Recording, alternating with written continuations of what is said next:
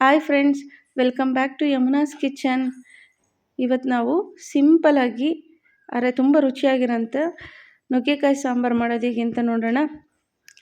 ಇವಾಗ ನುಗ್ಗೆಕಾಯಿ ಸೀಸನ್ ಅಲ್ವಾ, ನಮ್ಮನೇಲೇ ಫ್ರೆಶ್ ಆಗಿರೋಂಥ ನುಗ್ಗೆಕಾಯಿ ಸಿಕ್ಕಿತ್ತು, ನಮ್ಮನೆ ಗಿಡದಲ್ಲೇ. ಸೊ ಹಾಗಾಗಿ ನುಗ್ಗೆಕಾಯಿ ಸಾರು ಮಾಡ್ತಾಯಿದ್ದೀನಿ. ಬನ್ನಿ ಇವತ್ತು ನುಗ್ಗೆಕಾಯಿ ಸಾರು ಮಾಡೋದು ಹೇಗೆ ಅಂತ ನೋಡೋಣ. ಬಿಸಿ ಬಿಸಿ ಅನ್ನದ ಜೊತೆ ತಿಂತಾಯಿದ್ರೆ ತುಂಬ ಚೆನ್ನಾಗಿರುತ್ತೆ, ಮುದ್ದೆಗೂ ಒಳ್ಳೆ ಕಾಂಬಿನೇಷನ್ನು. ಯಾವುದೇ ರೀತಿ ಮಸಾಲೆನ ರುಬ್ಬದಲ್ಲೇ ತುಂಬ ಸಿಂಪಲ್ಲಾಗಿ 15 to 20 ಮಿನಿಟ್ಸಲ್ಲೇ ಮಾಡ್ಕೋಬೋದು, ಮತ್ತು ತುಂಬ ರುಚಿಯಾಗೂ ಕೂಡ ಇರುತ್ತೆ. ಹಾಗಿದ್ರೆ ಬನ್ನಿ ನುಗ್ಗೆಕಾಯಿ ಸಾಂಬಾರು ಮಾಡೋದು ಹೇಗೆ ಅಂತ ನೋಡೋಣ. ಮೊದಲಿಗೆ ಸ್ವಲ್ಪ ಬೇಳೆ ಬೇಯಿಸ್ಕೋಬೇಕು. ನಾನಿಲ್ಲಿ ಒಂದು 50 ಗ್ರಾಮ್ ಆಗೋಷ್ಟು ಬೇಳೆ ತೊಗೊಂಡಿದ್ದೀನಿ. 2 ಮೀಡಿಯಮ್ ಸೈಜ್ ಈರುಳ್ಳಿ ಹಾಗೂ 2 ಮೀಡಿಯಮ್ ಸೈಜ್ ಟೊಮೊಟೊನ ಸೇರಿಸ್ಕೊತಾ ಇದ್ದೀನಿ. ಇವಾಗ ಇದಕ್ಕೆ ಬೇಳೆ ಬೇಯೋಷ್ಟು ನೀರು ಹಾಕ್ಕೊಂಡು ಸ್ವಲ್ಪ ಅರಿಶಿನ ಪುಡಿ ಹಾಕ್ಕೊಂಡು ಲಿಡ್ ಮುಚ್ಚಿ ಒಂದು 3 ವಿಷಿಲ್ ಕೂಗಿಸಿದ್ರೆ ಸಾಕು, ಬೇಳೆ ಚೆನ್ನಾಗಿ ಬೆಂದಿರುತ್ತೆ. ಬೇಳೆ ಬೇಯೋಷ್ಟರಲ್ಲಿ ನಾವು ಈ ಕಡೆ ಸಾಂಬಾರಿಗೆ ಒಗ್ಗರಣೆ ಹಾಕ್ಕೊಳ್ಳೋಣ. ಒಂದು ತಪ್ಪಲೆಗೆ ಒಂದು 2 ರಿಂದ 3 ಸ್ಪೂನ್ ಆಗೋಷ್ಟು ಆಯಿಲ್ ಹಾಕಿ, ಆಯಿಲ್ ಹೀಟ್ ಆದಮೇಲೆ ಸಾಸಿವೆ ಹಾಕಬೇಕು. ಸಾಸಿವೆ ಸಿಡಿದ ಮೇಲೆ ಜೀರಿಗೆ, ಒಣಮೆಣ್ಸಿನ್ಕಾಯಿ, ಕರಿಬೇವಿನ ಸೊಪ್ಪು ಮತ್ತು ಬೆಳ್ಳುಳ್ಳಿ, ಒಂದು ಅರ್ಧ ಈರುಳ್ಳಿನ ಹಾಕ್ಕೊಂಡು ಚೆನ್ನಾಗಿ ಫ್ರೈ ಮಾಡ್ಕೋಬೇಕು.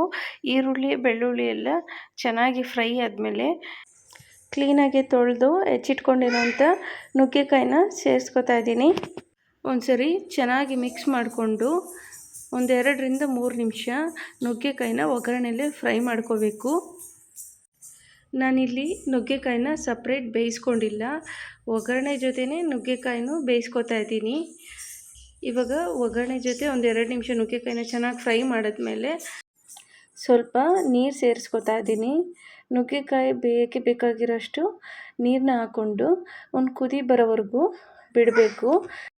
ಹೀಗೆ ಮಾಡೋದ್ರಿಂದ ಕ್ವಿಕ್ಕಾಗೂ ಆಗುತ್ತೆ, ಟೈಮ್ ಕೂಡ ಸೇವ್ ಆಗುತ್ತೆ.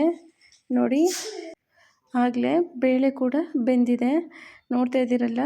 ಒಂದು 3 ವಿಷಿಲ್ ಕೂಗಿಸಿದ್ರೆ ಸಾಕು, ಬೇಳೆ ಎಲ್ಲ ಚೆನ್ನಾಗಿ ಬೆಂದಿರುತ್ತೆ. ಇವಾಗ ಇದನ್ನು ಒಂದು ಸಾರಿ ಚೆನ್ನಾಗಿ ಮಸ್ಕೊಂಡ್ರೆ ಈರುಳ್ಳಿ, ಟೊಮೊಟೊ, ಬೇಳೆ ಎಲ್ಲ ಚೆನ್ನಾಗಿ ಮಿಕ್ಸ್ ಆಗುತ್ತೆ. ಇವಾಗ ಮಸ್ತಿರೋ ಬೇಳೆನ ಸಾಂಬಾರಿಗೆ ಸೇರಿಸ್ಕೋಬೇಕು. ನೋಡಿ, ನುಗ್ಗೆಕಾಯಿ ಒಂದು ಕುದಿ ಬಂದಿದೆ. ನೋಡಿ, ಆಲ್ಮೋಸ್ಟ್ ಅರ್ಧದಷ್ಟು ನುಗ್ಗೆಕಾಯಿ ಆಲ್ರೆಡಿ ಬೆಂದಿದೆ.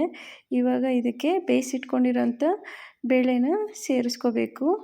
ಇವಾಗ ಇದಕ್ಕೆ ಒಂದು ಸ್ವಲ್ಪ ಅರಿಶಿನ ಪುಡಿ, 2 ಸ್ಪೂನು ಸಾಂಬಾರು ಪುಡಿ, ಹಾಗೆ ರುಚಿಗೆ ತಕ್ಕಷ್ಟು ಉಪ್ಪನ್ನ ಸೇರಿಸ್ಕೋತಾ ಇದ್ದೀನಿ. ನಿಮಗೆ ಖಾರಕ್ಕೆ ಎಷ್ಟು ಬೇಕೋ ಅಷ್ಟು ಸಾಂಬಾರು ಪುಡಿ ಸೇರಿಸ್ಕೊಳ್ಳಿ. ಮತ್ತು ಇವಾಗ ಇದಕ್ಕೆ ಸ್ವಲ್ಪ ಹುಣಸೆ ರಸ ಸೇರಿಸ್ಕೊತಾ ಇದ್ದೀನಿ. ಇವಾಗ ಎಲ್ಲನೂ ಒಂದು ಸರಿ ಚೆನ್ನಾಗಿ ಮಿಕ್ಸ್ ಮಾಡಿಕೊಂಡು ಮೀಡಿಯಮ್ ಫ್ಲೇಮಲ್ಲಿ ಒಂದು 7 ರಿಂದ 8 ನಿಮಿಷ ಕುದಿಸಿದ್ರೆ ಸಾಕು. ಅಷ್ಟರಲ್ಲಿ ನುಗ್ಗೆಕಾಯಿ ಕೂಡ ಚೆನ್ನಾಗಿ ಬೆಂದಿರುತ್ತೆ.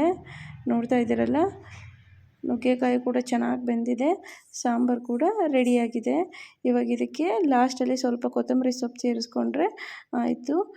ಸಿಂಪಲ್ಲಾದ ಮತ್ತು ರುಚಿಯಾದ ನುಗ್ಗೆಕಾಯಿ ಸಾಂಬಾರು ರೆಡಿಯಾಗಿದೆ. ಬಿಸಿ ಬಿಸಿ ಮುದ್ದೆ ಅನ್ನ ಜೊತೆ ತಿನ್ನೋಕ್ಕೆ ತುಂಬ ಚೆನ್ನಾಗಿರುತ್ತೆ. ಸಿಂಪಲಾಗಿ ಮಾಡ್ಕೋಬೋದು, ಕ್ವಿಕ್ಕಾಗೂ ಕೂಡ ಆಗುತ್ತೆ. ನೀವು ಒಮ್ಮೆ ಮನೇಲಿ ಟ್ರೈ ಮಾಡಿ ನೋಡಿ, ಹೇಗೆ ಬಂತು ಅಂತ ಕಮೆಂಟ್ ಮಾಡಿ. ಈ ರೆಸಿಪಿ ನಿಮಗೇನಾದರೂ ಇಷ್ಟ ಆಗಿದ್ದರೆ ಪ್ಲೀಸ್ ಲೈಕ್ ಮಾಡಿ, ಶೇರ್ ಮಾಡಿ. ಹಾಗೆ ಇದೇ ರೀತಿಯಾದಂತಹ ಸಿಂಪಲ್ ಆ್ಯಂಡ್ ಟೇಸ್ಟಿ ರೆಸಿಪಿಗಾಗಿ ಮರೆಯದೆ ನನ್ನ ಚಾನಲ್ನ ಸಬ್ಸ್ಕ್ರೈಬ್ ಮಾಡಿ. ಮುಂದಿನ ರೆಸಿಪಿಯೊಂದಿಗೆ ಸಿಗೋಣ. Thank you friends.